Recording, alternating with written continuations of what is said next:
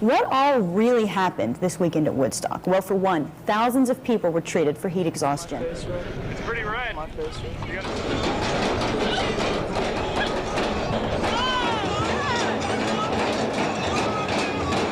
Authorities say the weekend went relatively smoothly before tonight. Stages are gorgeous. The wall is being fine-tuned.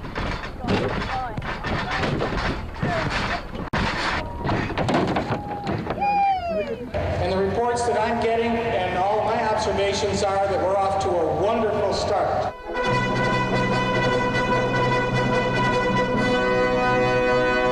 As best as we know, it is under control, and that's about all I know.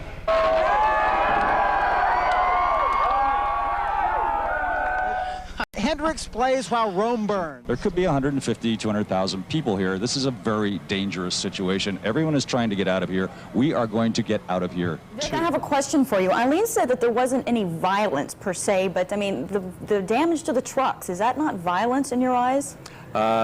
It depends on how you would define all of that. Certainly it was demolition.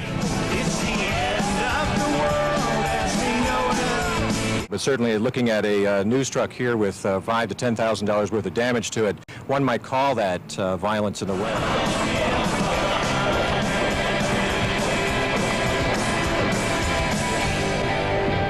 The best music, you know, is silence.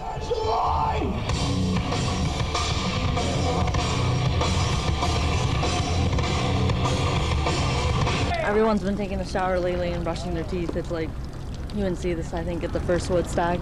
I think they're like just basically really free, but we're like different generation. And a memorable, exciting concert for all those involved and all those who covered it. See behind me all of the trash that's been left behind. Take a look at this bag. Hundreds, thousands of them just like it, and most of them, like this one, ripped open. So by tomorrow, all the trash that's inside is probably going to be scattered back out across the field.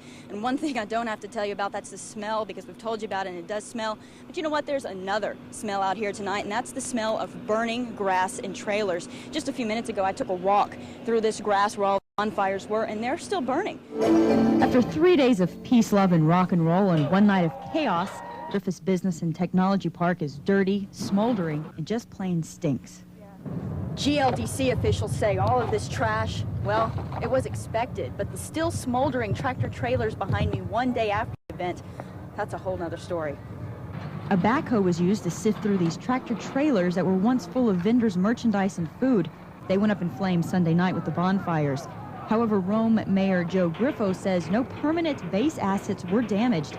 Also the day after, contractors out getting estimates on the damage to their equipment. We need to have them look at one of our small generators here. There's a lot of paint damage and scratch damage from the events from last night here. Campion, a rep from Show Power, the electrical contractor for Woodstock, says he's been in the business 15 years and has never seen anything like what happened here in Rome Sunday night. Nothing like this I'd expected here. I was on the site on the last Woodstock in '94, and we had a small bit of trouble, but nothing like what we've had here last night.